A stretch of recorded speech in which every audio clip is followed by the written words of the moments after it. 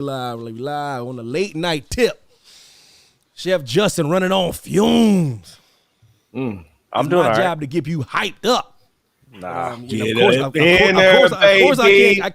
I can't start hyped up, but let me make sure I get my shit together before I bring it down a few notches. Get my water.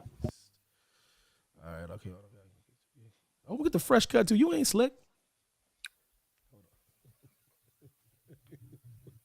That boy ain't slick. All right. Did he just get up your water? Ain't this a bitch? He really did. I'm trying to get this shit done at like 1 o'clock. We on get y'all out here. 1. We on his time. Here we go. Are you good now, sir? Damn. You ready? Yeah, I'm great. Ain't this a bitch? Hold on. He said we live, and then you got up. He's like, I gotta go, man. I gotta get some water real quick.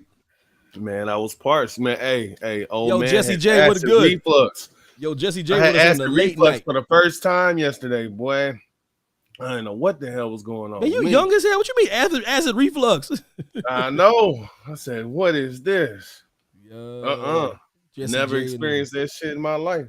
Jesse J in the building. You like that's an old man thing, ain't it? Acid reflux. I mean, I'm 36. I ain't 40 or nothing. Easy does it. Easy does it. Hold on. Yo, what up? What's going on? What y'all doing, man? How are y'all feeling before I get this thing started, man? Interesting. Man, I think with that WYATT SICKS, we need to separate that from Taylor Rotunda. They could be in the same group, but they're two completely different things because I didn't really understand all the Michael Jackson's Thriller smoke that's going on in the ring every time they appear, and they did give a VHS tape, but other than that, I like the Taylor Rotunda when they played it. It's very deep. They add certain things, so that's what I'm feeling. All right, yo. Yes, I would like to welcome everybody to the show. I appreciate everyone for joining us. I appreciate everyone that listens to the show every single week. Evan Mack in the building. I got these fine gentlemen with me. I got the Chef Justin. I got DPJR. And before we kick things off in the usual fashion that we do, I just wanted to give my heartfelt condolences to old Roman Reigns, his father, who passed away. We got the word, and there's not too many things that I could say when someone loses a loved one, but I'd be remiss if I didn't come on here and talk about it and put over a legend and talk about certain things and give my thoughts and hear the fellas' thoughts. And before I kick it to the fellas' thoughts, Roman Reigns himself, he came and posted something online to just confirm the thoughts and the rumors that everyone was hearing that were circulating around. And old Roro said, "My family and I thank everyone for the outpouring of support in the name of my father, Polo Iveu Leti Sika NOYE, who will forever be remembered as one half of the Wild Samoans tag team. My father had profound impact on my entire family, and we are forever grateful for the foundation he built for us. There is no way to fill the void left by his passing, but my sisters and I will do our best to represent him and his legacy. Rest in power, Dad. We love you." That's coming from Roman Reigns' father passing away. Let me kick it to the chef. Any thoughts on the great Sika? Any thoughts on this moment in time, my brother? In my early childhood, the Wild Samoans and Captain Lou Albana, shout out. It was very good to see men of color wrestling, that they weren't just a gimmick, like they really looked like Wild Samoans, you know what I mean? So it was just great to have and they were portrayed as the bad guys, but you need the villain in the story. You need that kind of tag team that is unpredictable, that makes you want to boo, makes you fearful for your life because they looked like some crazy dudes that was gonna get to some stuff. So it was I don't have the catalog to remember a lot of their matches. I read up on them after the fact. They were mentioned a lot, even in the Vince book. And excuse me. So but I do understand the legacy that they built. I mean, not knowing it then and the lineage that they, you know, built the roadway, the whole freeway for all the people to come after them, for them to train some of the future superstars like the Yokozunas and so forth. It's just amazing. And their sons, their nephews, their cousins, everybody, right? Like it's crazy that this one tag team would have such a future impact on wrestling as a whole, because not just in the E, but across all the countries where all these other Samoans and Tongans and Fatus have been wrestling. It all starts with these guys, and it's crazy to think back on that. And you never would have thought then in the 70s that in 2024 you would have such a strong presence from the people in their family tree. You know what I mean? Well said, brother. DPJR, what say you, brother? A pioneer. He was a pioneer in the time to where there weren't many like him. He put on for Pacific Islanders and Samoans and people of color everywhere. He was one of the first wrestlers that put fear in the heart of Hulk Hogan, and they actually were terrified of the Wild Samoans. And if you go back and look at the lineage of the Wild Samoans, you can go and see what they contributed to the business. Also, you learned a lot about the Wild Samoans through Young Rock.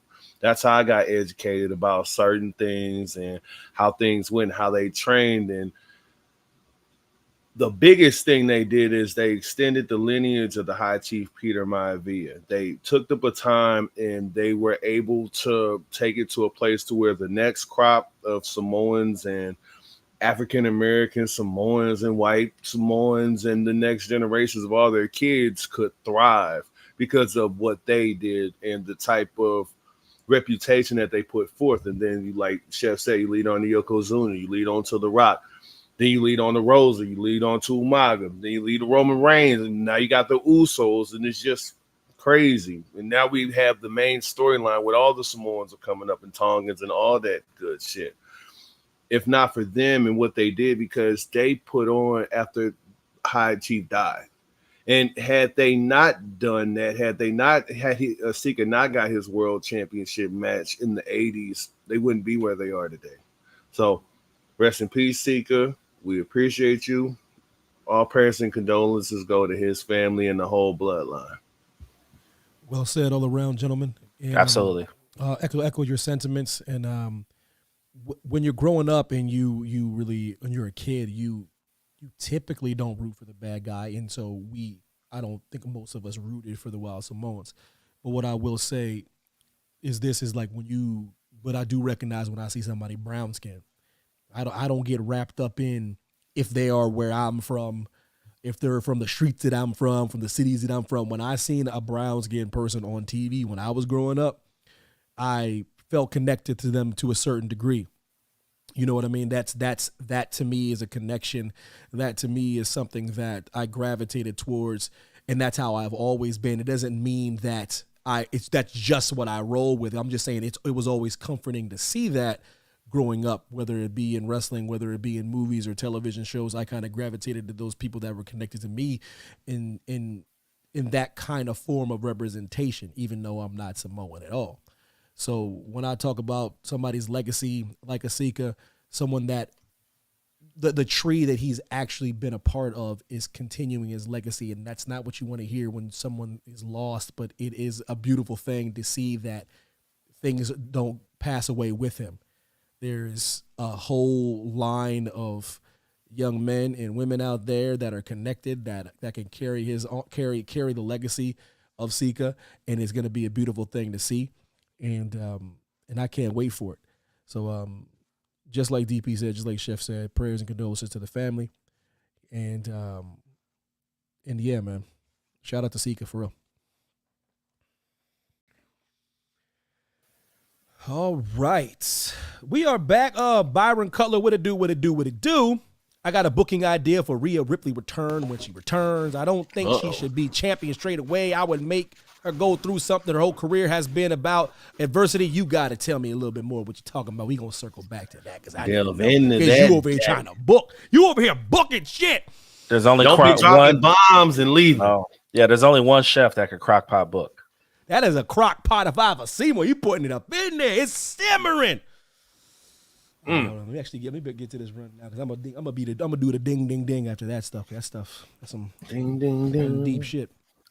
It is sad, but he lived a long life. You know. If you give me 80 years, I'd feel pretty good. If somebody I'll take told me I got 34, like 40 more. If somebody tell me I got 40 more, I'd feel pretty good about that. Currently, Roman Reigns' tweet has 1.4 million views.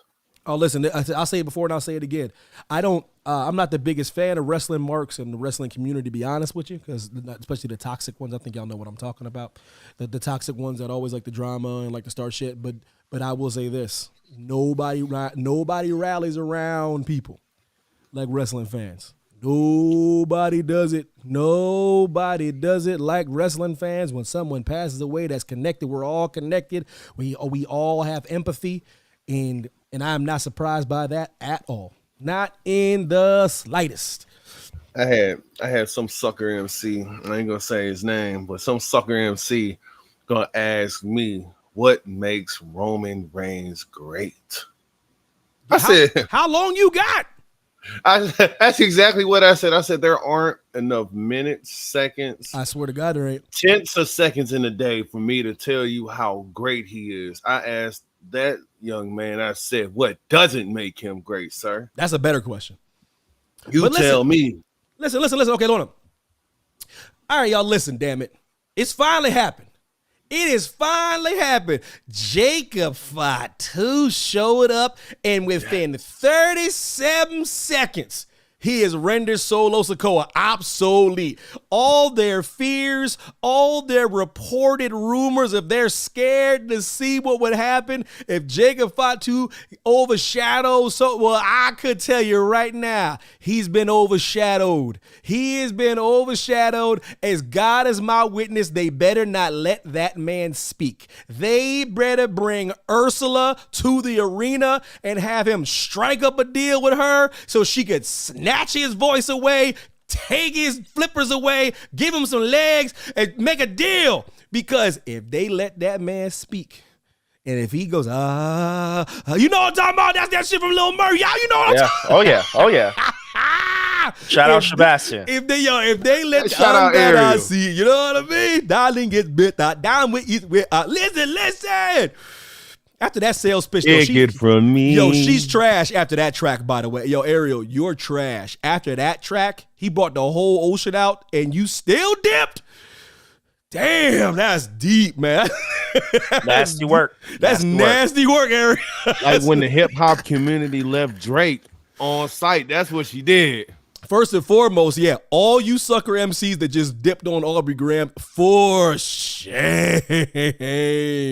Boy, did they turn their back on him for someone blacker and more hood. Because I'm going to tell you something right now. Kendrick Lamar is so black and so ingrained in the culture. He is like the world's first Negro. You can't go against him. DPJ, y'all people took a L for that one. And he knows it too. Again, you better figure it out, Chef. This week I'm on the other side. Yeah, my guy. No damn my guy. I mean, we all black. So no, he's a switch hitter. He can go left, he can go right. Left, he's a right, utility, you know baby. I mean? It's utility, baby.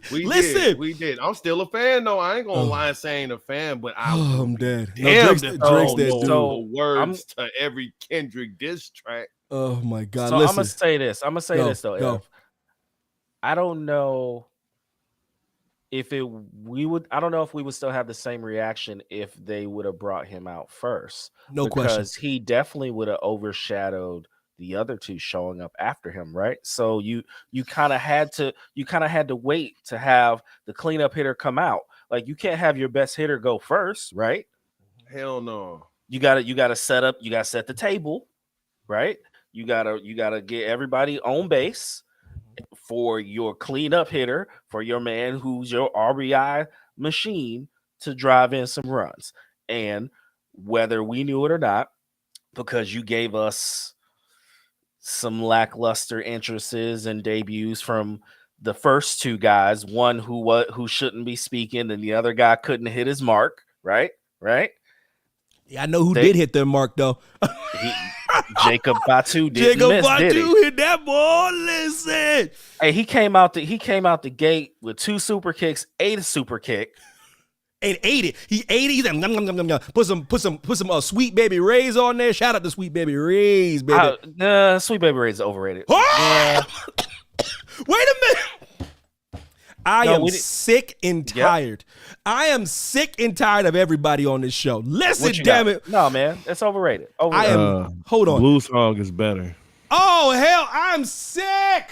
Open pit for the win, baby. But listen, there are 2 sucker MCs on this damn show right now. One is Chef and one is DPJR. Sweet Baby Ray's, baby. Trash. Phenomenal. It's no, hell no. Oh, you see that? See how he goes too far? You see how hell no, he goes too far? He goes too far, DP. He goes too one step far. over the line. It's top 3. I don't tiptoe. Oh, well, I don't tiptoe. It's not top 3. That raspberry chipotle. Nope. Woo! Tripping, man. Even the original, you cooking. So you need 9 different flavors in your barbecue sauce. Hold on. Damn. You need 8 different flavors in your barbecue sauce. It's not my fault. It's not my fault. They have a repertoire. I just said original tastes good, but I'm good with the original. If you can, are you not somebody that can make different plates, sir? How about it? Do you not have versatility? How about it? Listen, the other I members want of to the hear about bloodline. Jacob Fatu. I want to hear about your versatility. How about that? The other members of the bloodline. Hey, look at you, Euro step. I am Euro step. That was a nice Jalen Brunson. Because let me tell you something. Looking like Donovan Mitchell. I can make any barbecue sauce taste good if I got ketchup, molasses, brown sugar, salt, pepper, paprika. A dash of what do you? Ooh, I don't. How you want it? Where you want it? How you want it? Where you want it? Little bit of mustard. You send me a plate. You know what I mean? Yo, listen. Yo, Kim, what up? I think Jacob overshadowing is a good storyline because Solo is cosplaying Roman right now. Ooh, nasty work. Oh, Lucci, I need those video promo packages again before it debut. I go, no. Listen, Lucci, they do not want to give Jacob I'm telling you, he's a monster, man. If Solo was supposed to be the leader, having Jacob show up to be the new enforcer makes sense. Like, agreed. Again, if he would have showed up first and then the other 2 showed up, it would have been like we've talked about, like our LWO and Wolfpack members. Like, it would have been like random Wolfpack members showing up and be like, who, why, how, what does it matter? The fact that he was this impactful right then, demolishing all these dudes by himself, makes it more impactful. And yes, it overshadows the leader in the moment, but he needed that moment to say, I'm here. Yeah, I would have. Listen, if they're doing this damn bloodline Civil War bullshit, if that's where they're gonna go, I personally, if that's where they're gonna go, and everyone seems that's what they're doing, I personally would have brought Fatu with Roman, because if they're gonna do like a versus thing, I think it'd have been dope if Fatu was next to Roman. That just would have been me. I would have loved that aesthetic more, because I'm serious. I do. Who's worry to about, say he isn't a deep plant? I hope so, because seriously, I'm not being funny here, man. They can't let that dude talk too much. They can't. Because Solo can't. This dude Jacob's just built a little different. I'm sure he's a team player. I'm not saying he's gonna try to overshadow, but some people can't help but to do that. You know what I mean? I don't see him as a person that's coming in to take a spot, but sometimes people they have a draw, and I think Jacob Fatu has a draw. I don't even think he was overweight, but he came in all slimmed up, all cut up, lost weight, because you know why? Because with all due respect to indie fans, he knew this was the show. He knew this was his debut in World Wrestling Entertainment. So even though this dude wasn't out of shape, he got into better shape. So it's a beautiful thing to see. I'm excited to see it. Kim says maybe Jacob is a mold for Roman. I surely hope so, because that aesthetic, him next to old Roro, him next to Mr. Slow Bop himself, would be a very beautiful thing. So I'm happy to see Jacob Fatu in the industry. I'm happy to see him at WWE. I'm happy to see what he can do. I'm still getting very exhausted with this Wish.com bloodline, but NWO 1998. Yeah, late but 98, big 99. facts. But I'm here just to see what Jacob Fatu does, because I'm telling you right now, I am sick and tired of this whack ass bloodline. The great Paul Heyman acting like he don't know what to do. I'm like, Lord, they're killing me with that shit. DP. The difficult thing for Paul is he's carrying the bloodline story for, like you said, this Wish.com version of the bloodline. I ain't gonna hate on Tamu because, hey, you can get some nice sunglasses from Tamu. I ain't gonna lie. Hey, Look at you pronouncing it right. You know what I mean? Hey, you can say that shit about 16 it's different full of ways. surprises, man. I know. I can speak English when I need to. But anyway, that's Mandarin. hey, but it's I was giving you translated. proper speaking they shit. But it's translated to English. You know what I'm saying? It is. Tamu sound Mandarin to me. I don't know. Excuse me. I said the word right. It's I'm trying to put this dude over, man. Paul Heyman is struggling to continue to act up to the level that he needs to be to carry, because he doesn't have nobody to act with him. Roman was there. It was perfect because they could play off each other. Without somebody being there to play off him, Solo isn't where he needs to be for Paul to do this. And every time he's begging, oh, Kevin Owens, please don't do this. Please don't do this. This, that, and the third. Although he knew the Samoan werewolf was coming. But he was like, please don't do this. I see something coming. Can you please take me with you, CM Punk? Please, pretty please, with sugar on top. I'm trying to go. And then they just gave us a red herring with Solo saying Roman's never coming back, because once he says that, you know what's about to happen. But unfortunately, objection, Your Honor, leading the witness. Unfortunately, again, prayers up to that family and all the bloodline. Our thoughts and prayers are with you. That may put a little chink in their plans, but hey, they'll figure it out, and that's coming down the pipe. It sounds like the first night of the opera that I talked about this, they're going with it. It looks like they're starting to roll with it step by step. Day by day. You know what I'm saying? Shout out Mr. Duffy. Shout out. What you know about Patrick? What you know? You know what time it is. Suzanne Summers, fine ass. I couldn't tell if he was trying to sing Step by Step, the TV show, or New Kids on the Block. I know. Yeah, it was close. He was in the his brain did a couple things. Listen. Kim says the bloodline story is still more interesting than the current champ. Who are you speaking about, Kim? Someone else on my team. You would Someone else thinking the same way I do. I hope she ain't talking about the American Nightmare. I hope she's not. The American Snooze Mare. Oh no, that's bullshit, because he is sometimes bullshit is true. Different. They're starting to people are starting to act, and I'm not trying to speak of them in the same name, but he's starting to get polarizing like John Cena. People need to calm down and quit trying to put that on him, because he's not him. There's only one John Cena. Stop putting that evil on him, Ricky Bobby. He let him do what he needs to do, and like Evan and I have told people, he wants to see him do the run, but it ain't gonna happen, because we all know babyface supposed to do the chase, and if he's gonna have a long run, he's gonna have to turn heel. And the only way for that to happen is Paul Heyman. That's it. I'm not mad either way, but people, man, that's what I try to say. That baby facing is tough, man. That baby facing is tough in these streets with this baby facing. Boy, listen. John Cena. Evan made me a believer. Well, I had to look myself in the mirror. I said, what do I hate this dude for? I'm not at the man in the mirror. Listen. Drew McIntyre murdered CM Punk, much to my delight. Oh, he should have showed up on Friday. Neither one of them had no business being on Friday. Much to my delight. Hey, listen. First of all, CM Punk, you don't own Chicago. You ain't even been in the real streets of Chicago. You ain't been in the south part of Chicago. So you ain't talking about some Chicago-made Punk. You ain't really in them streets like that. He be in the suburbs. You be in the suburbs. What we talking about? You from Chicago? You don't be in them streets. Listen. Drew McIntyre did the Lord's work. Beat the brakes off of CM Punk, doing all this work while filibuster Mr. Glass Brooks can't move, can't do nothing, all slumped up in his body cast, and here go Drew McIntyre doing the Lord's work. So, I say this.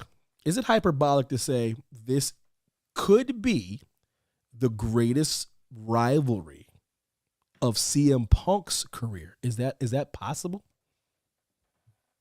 When it's all said and done? You're saying potential. When it's all said and done, does it have potential? If they do like a trilogy, could this be the best stuff of his entire career? Absolutely not, because Seth Rollins is still alive. And that's where the money is for me. If we're talking about potential, that's where the money is. Had he not got hurt, had Seth Rollins not got hurt, that's what people would be clamoring for. But what happened, and we are where we are. So I personally think everybody knows who his best rivalry. I was just talking about the man. It's 8 letters. It's John Cena. It is what it is, in my humble opinion. That's the only person that he could work up to and get to that could get a level out of him that only John Cena could, because John Cena brought him to a level he never been before, never had been since, 100%. Aside from MJF.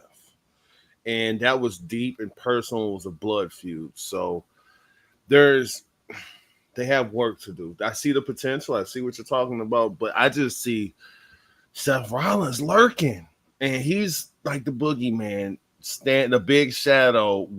That's what people are waiting to see. That's what I'm waiting to see, because that's what they led us to believe that we all wanted to see.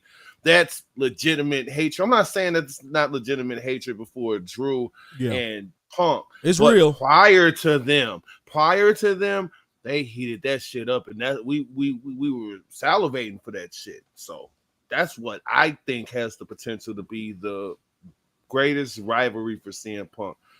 Because no disrespect to DM Hump, and he's phenomenal and he's on another level, but he ain't Seth Rollins. Yeah, Lucci says CM Punk's best rivalry is John Cena. I agree, brother. That's why I pose the question.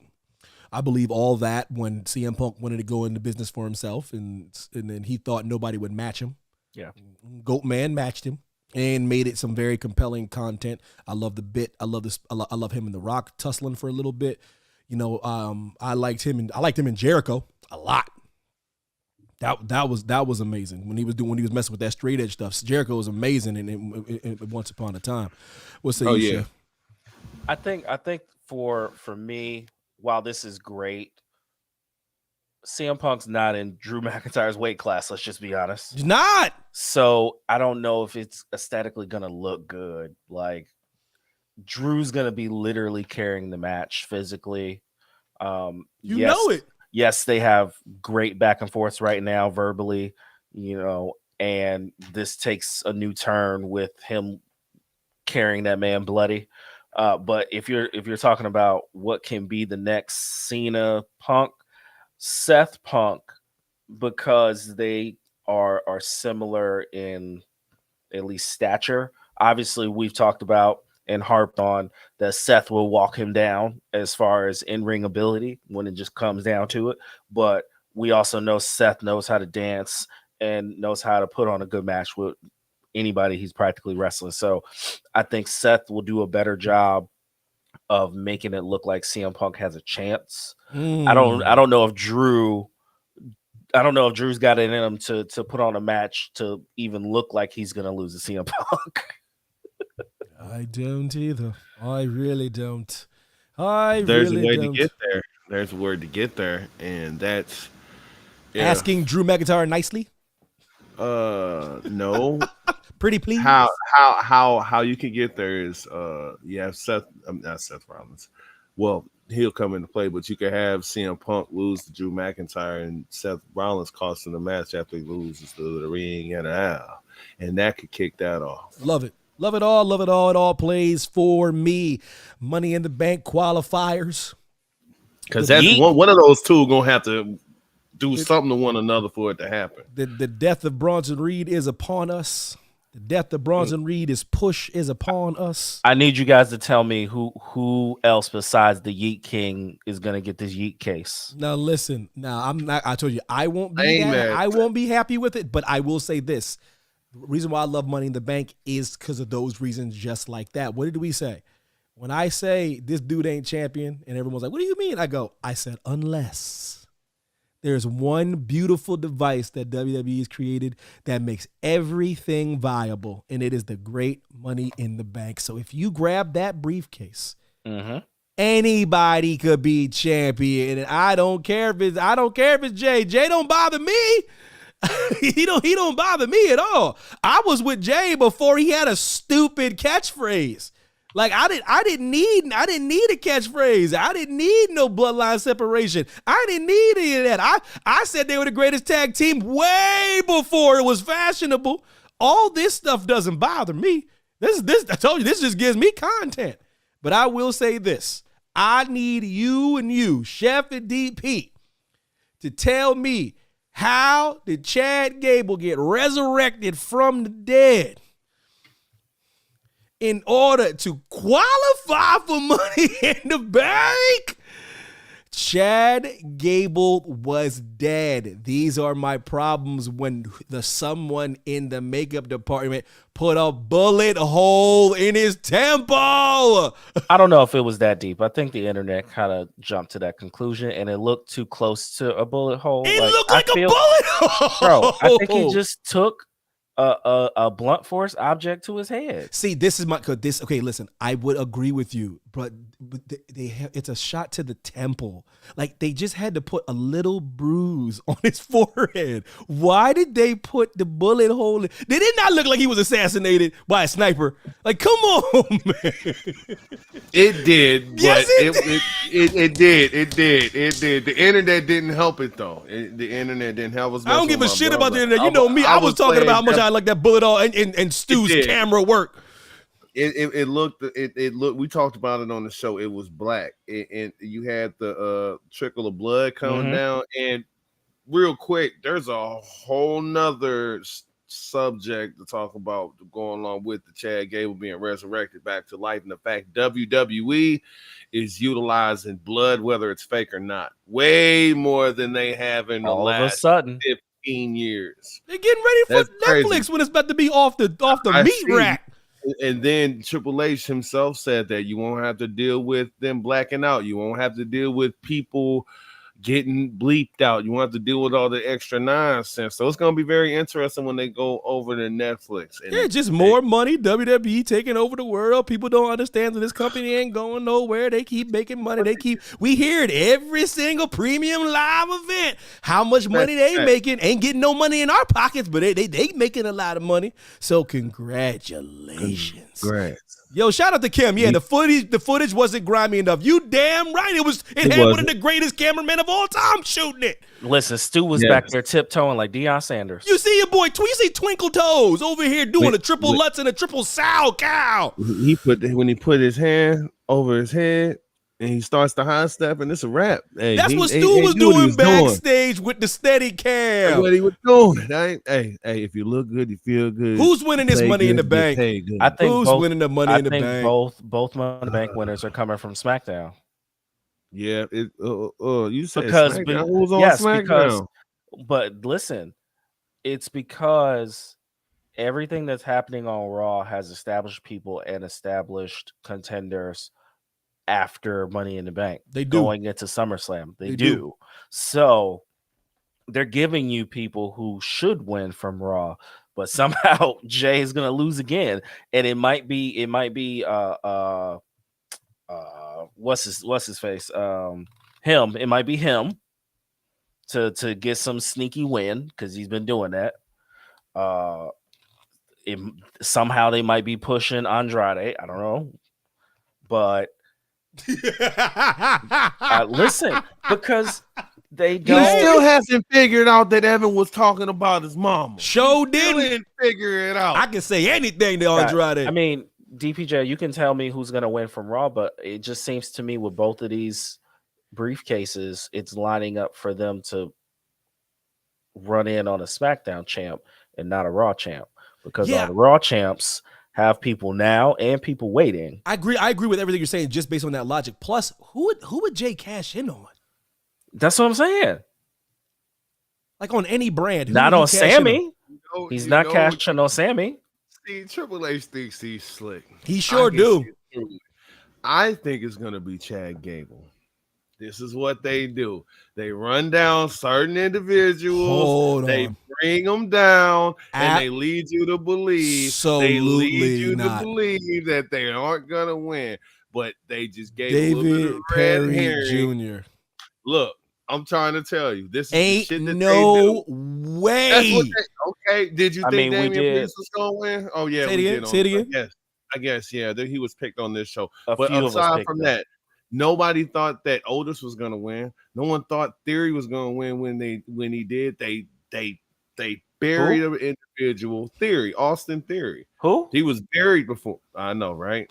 I fell for it the first time. Listen. Broken Theory. Listen, bro. Hey, he's about to be a baby face. Leave that man alone. Listen, they set him up for the failure with the push with Vince, man. They set him up. They set him up when there was some sort of prop. What was that diamond prop from that movie? Damn, it was a bad idea. Hold on, listen, dude. Chad Gable going with the Money in the Bank and cash in on who? On who?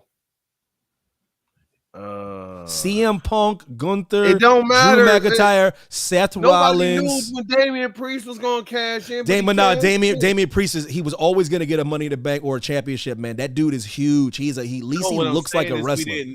We didn't know when he was going to do it. Chad Gable looks like a wrestler. Chad Gable ain't winning no damn Money in the Bank. And I love Chad Gable. Listen, he's a dark horse.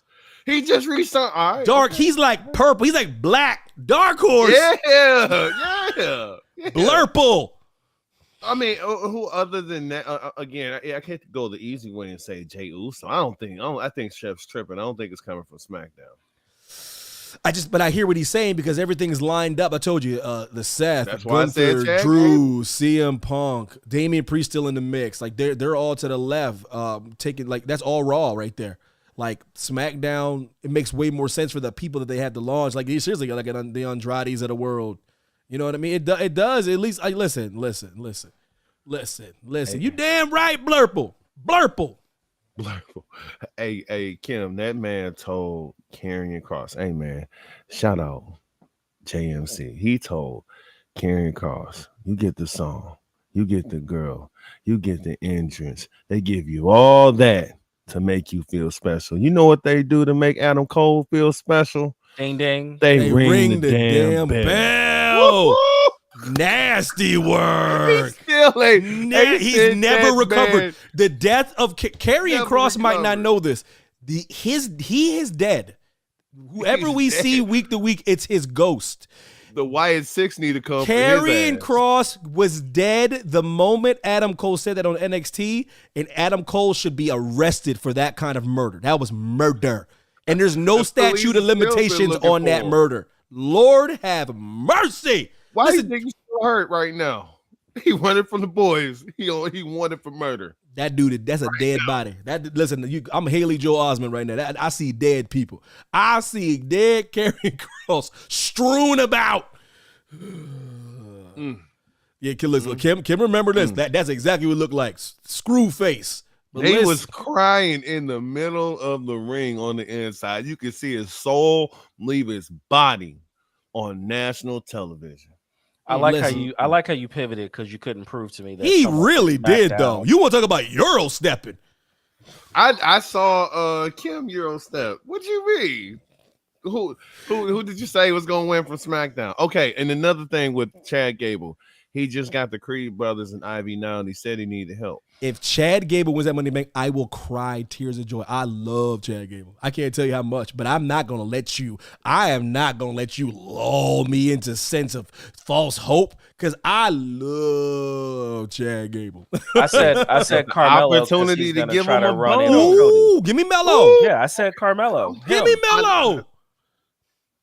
Listen, he ain't getting it, but give it to me. He ain't giving it. He ain't getting it, but give it. Like, I'm cool with that. That's mellow. It'd be dope for him to get the gimmick, but at the same time, that's the type of gimmick that could set him back. You seen what that did to Austin Theory. But but you could. I like it. I harken back to the Sheamus push. I harken back to the Kevin Owens moment. You know what I mean? It can be done properly. And I know they're not Money in the Bank, but you know what I mean. The rocket ship got strapped to them very, very early. 3 months. That's and Brock it was Lesnar but this is such a bad example because Cena put them both over. It's a bad example because Cena's the one that did it. It's just it hits different. It hits a little bit different. Man, listen. I know he's. I guess, but give me LA Knight with that Money in the Bank on SmackDown. Why not, man? See, there's another one. But he's battling with freaking Logan Paul. That's your SummerSlam matchup. Oh, gross. I'm just saying, I don't think it's going to be a guy on I can't Raw, wait till we and revisit you haven't this. talked me off the ledge. Because Money in the Bank's next week. We definitely going to be addressing Chef, this. it is impossible. I can grab you with a crane and your ass still be trying to jump off the ledge. It's impossible to get you away from that ledge. Listen, I like to welcome everybody that is listening to this show, to the Young and the Restless, starring the Judgment Day. You're welcome. Take it away. Hey, man, this is great soap opera television that we're watching on Monday nights. Can I just be honest with y'all? The fact that they have strung this to the point where now even I'm questioning what Finn Balor is doing. My man went from, he was talking to her in the background. The 1 week they got out the same car in the parking lot. The next week they came out the same door in a hallway. There was the hotel room key incident where we saw him slip it in his pocket. Then he tried to downplay it and say he was keeping it from Dom when he was talking to Priest. Man, my guy has been working hard, and I think he didn't caught a case. My guy has fallen for Liv Morgan, and she know it. And my guy is simping for some Liv Morgan to the point where she came out their locker room, right? Tell me why he was holding the remote, he was holding the game controller, but it was already paused, and he was acting like Priest surprised him and he paused the game. It was already paused when Priest rolled into the locker room. Don't try to play me. Like, if we're doing kayfabe, he was already distracted before Priest came in there to stop the game.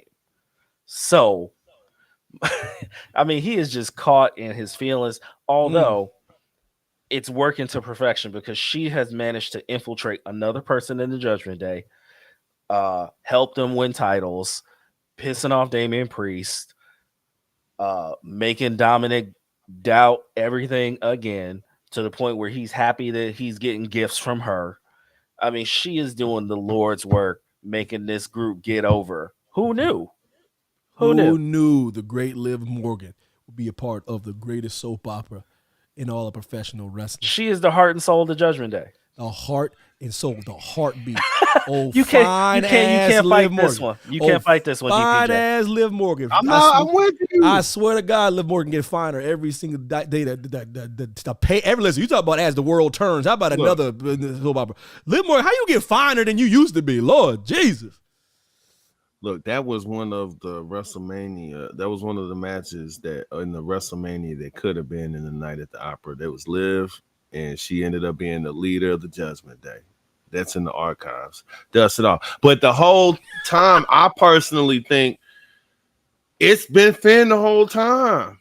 It has been. Fergalicious. He's up to no from good. The beginning, like you said, Chef, all along. From the beginning, like they came out the room till last night when she cost Miz and R-Truth the title, and Dom was nowhere to be found. You didn't say that. I was waiting for you to say that, but you didn't say that. So I'm gonna pick that point up. She cost him the title for no reason at all. She got them the match. It had nothing to do with Dom. See, what you do is they have a plan all along, and what they're planning on doing is they're gonna turn Dom against Rhea, and as soon as he does that, they're gonna stab him in the back. They're gonna kick him to the curb, and Mommy's gonna come back, and Mommy's gonna be a baby face, and she's gonna come save Dom. There's not a doubt about it, because I'll say it before and I'll say it again. Never will be heel versus heel. WWE does it what you're supposed to do.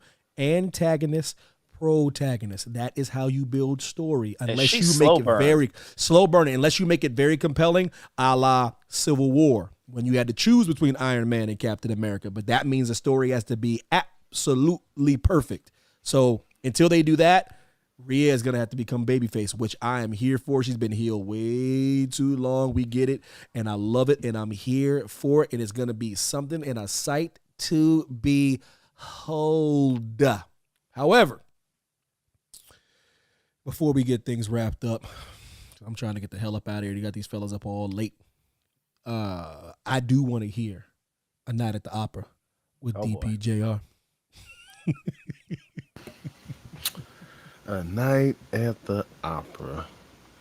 Well, aside from The Rock appearing too much in the documentary, I want to say thank you. Way too much.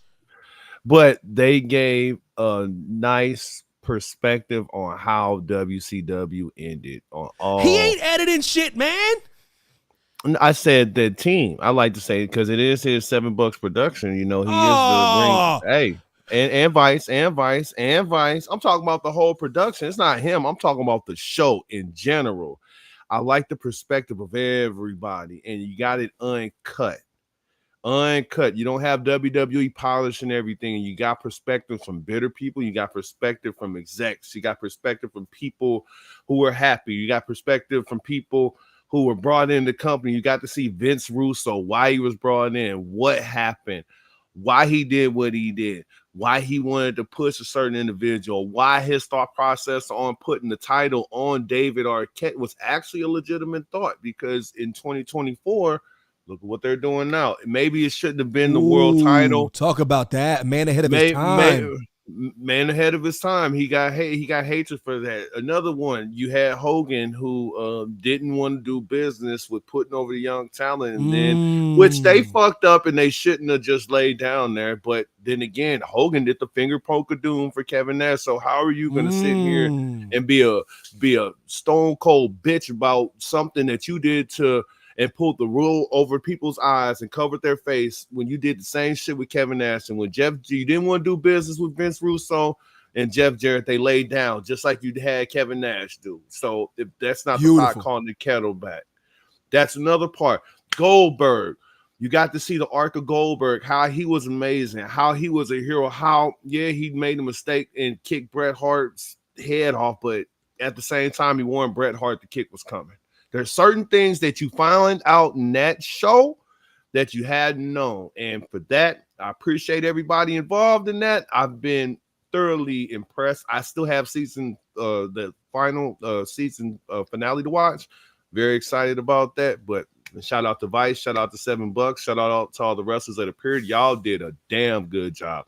Best thing I've seen with wrestling documentaries on that particular channel. Best thing I've seen since Roman Reigns documentary.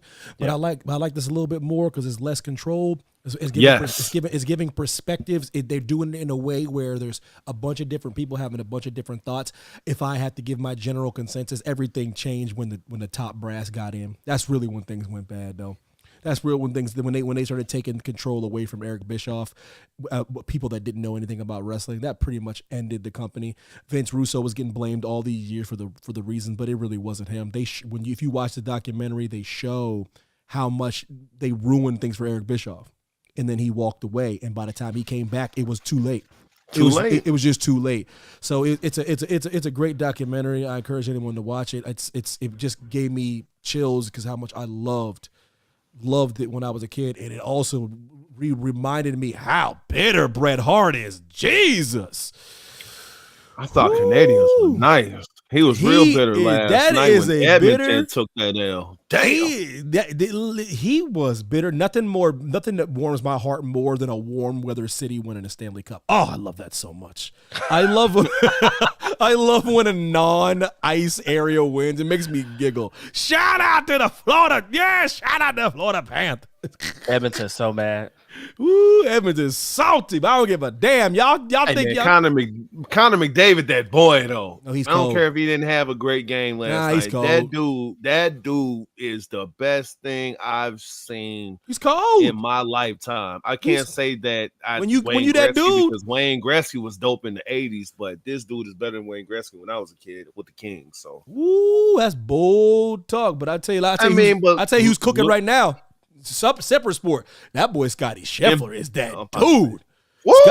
Scotty Scheffler. About time. Scotty Scheffler is nasty. Took him long You know enough. who on the come up though? Woo. Bryson DeChambeau. DeChambeau. Listen to me, damn it.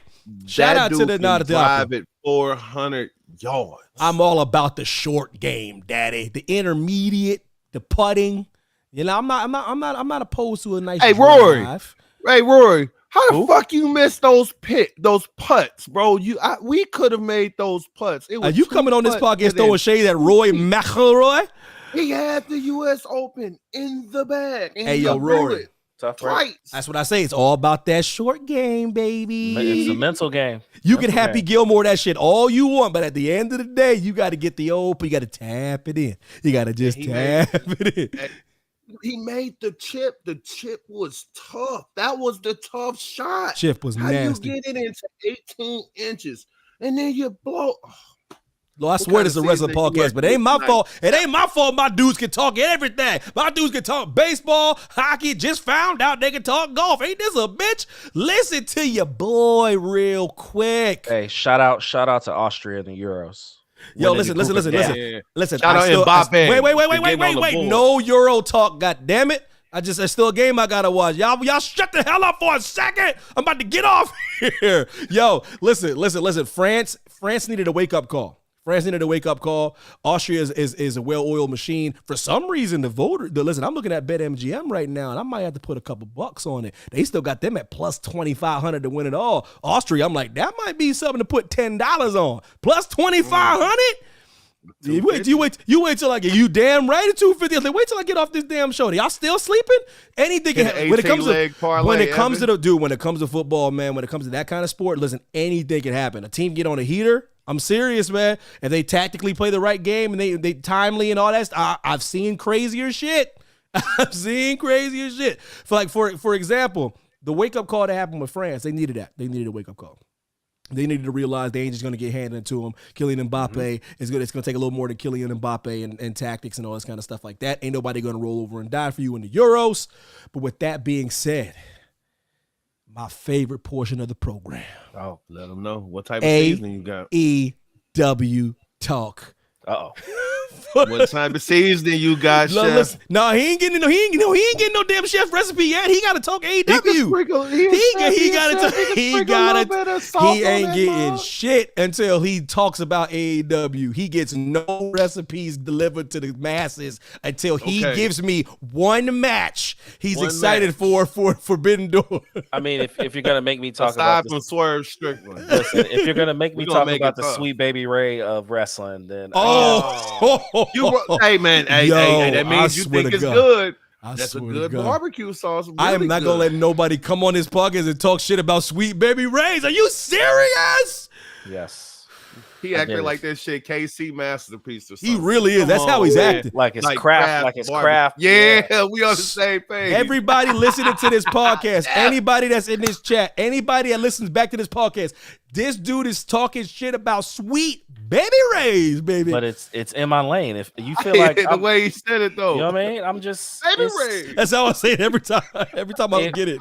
If I open your fridge and I see about a Sweet Baby Ray's, that tells me a lot about you. Oh, it's like that. Like, y'all got some downstairs. Listen, hey, yo, Sweet Baby Ray's.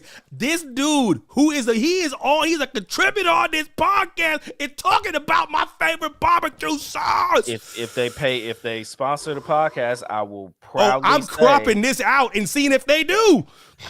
Let's do it. That'd be dope. Listen, this dude that threw shade at CD Lamb. He's throwing shade at Sweet Baby Ray. Oh, Sweet Baby Ray. Listen to me. Anybody can catch a stray. Say something nice about AEW Forbidden Door. Go.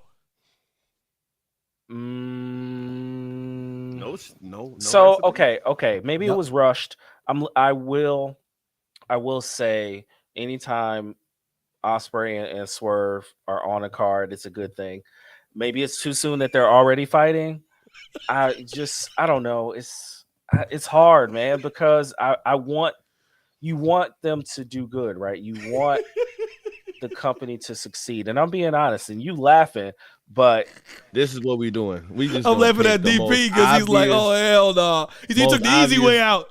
Well, no. Was gonna go with Swerve when they're on there. Black. Well, you already said going with the black man. You know what I'm saying? That's you already told us why you like AEW. But the problem, okay, the problem is when I'm looking at the Toni Storm match and the Mercedes Moné match, who are they fighting? I don't know enough about them to care. Okay. At least I don't know. You're not no, and you're not. He goes on a serious note. You know I'm messing with you, but I'm looking for MJF, right? I'm looking to see what MJF does. But these are all right. You're making my point. Their job is to put on something that you want to see. It's not your job to just we don't get paid to do this damn podcast. If we did, then we would have to do a different kind of coverage and we would have to watch AEW religiously. But and we don't. So when we don't, and we're not mandated or obligated, and when I ask you a question, it's their job to get you intrigued. That's their job. It ain't your job. They have to book a card where Chef's like, all right. And if they have not succeeded in that mission, they have issues attracting a fan like Chef. Point blank, period. You can say whatever you want to say. You could be a blind Mark. You can be a contrarian and like shit because other people say it's not good. But I mean, brass tacks, get down to brass tacks. He is making my point. I have a problem staying in it week to week. And that's a problem. Busting your balls. Now for me, he's just messing with you. For me, I want to see me and Shirakawa versus Toni Storm. Anything Toni Storm does, I'm on board for. I don't even want to see MJF fight some sucker MC. Don't want to see it. Swerve and Will Ospreay should be a classic. But like this, but to answer my own damn question, what I'm most intrigued to see is, do they already take this title off of Swerve?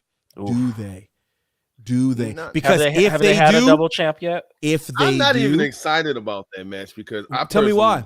Because the family's gonna screw Will Ospreay. They untold on themselves. I think they showed their hand. You think they showed their hand?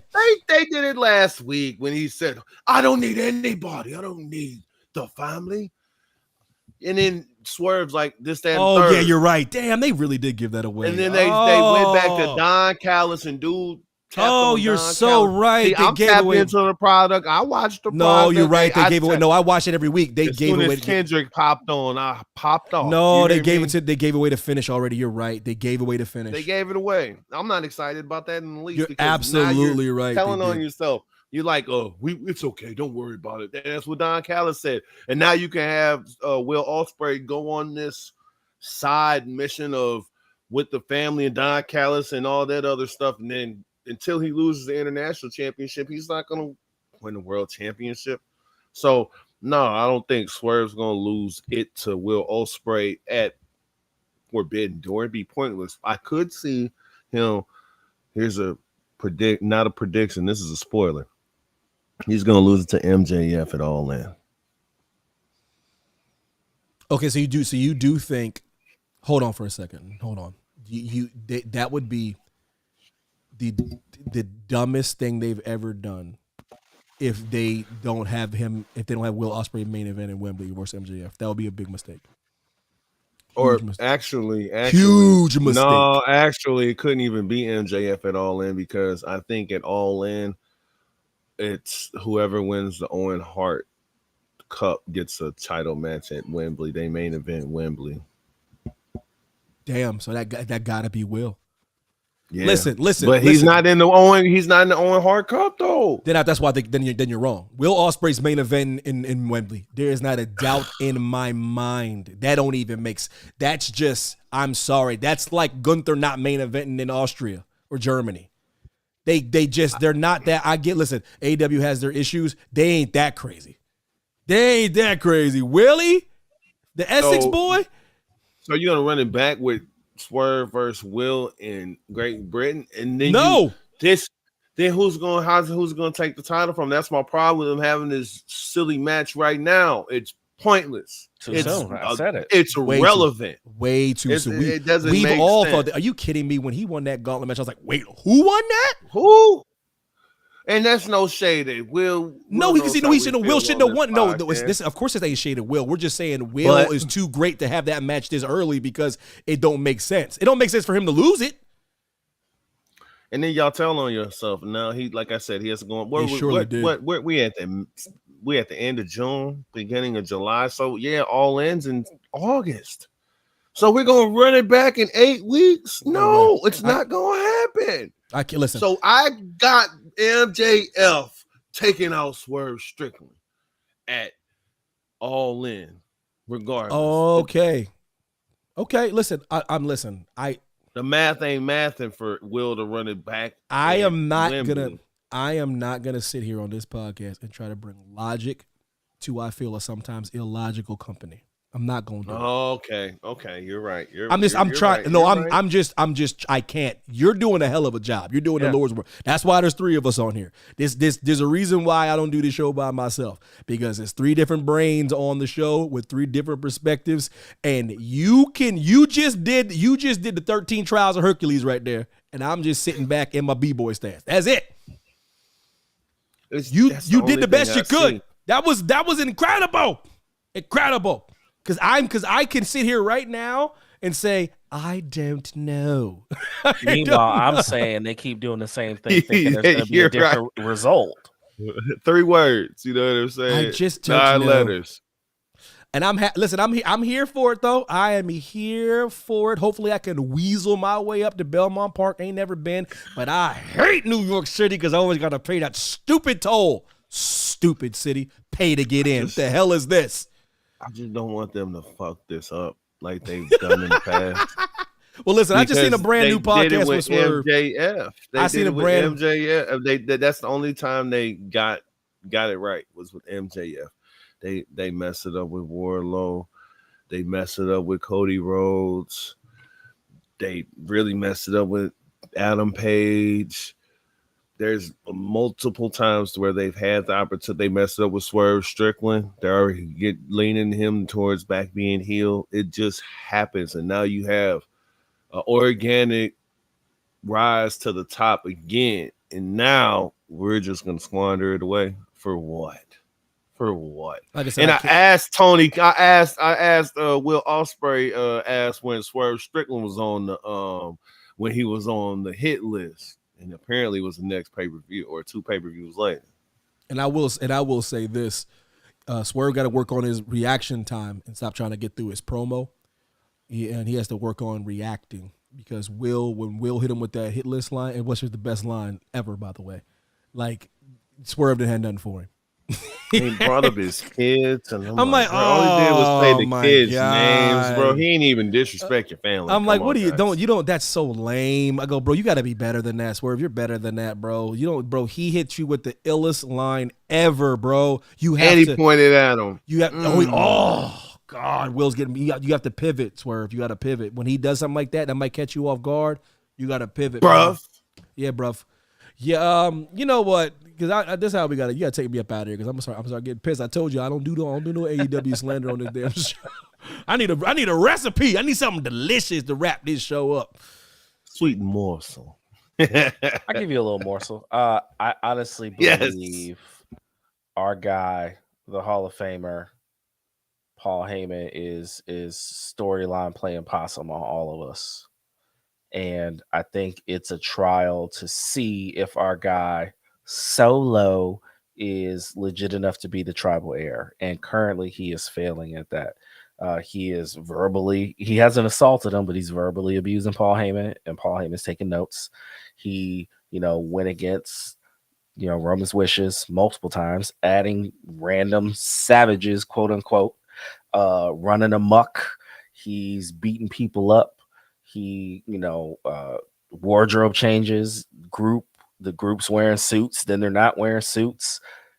Solo's just out here with no playbook. With if there was an outline of how to be the leader of a group, he's not following, everything that was left before him.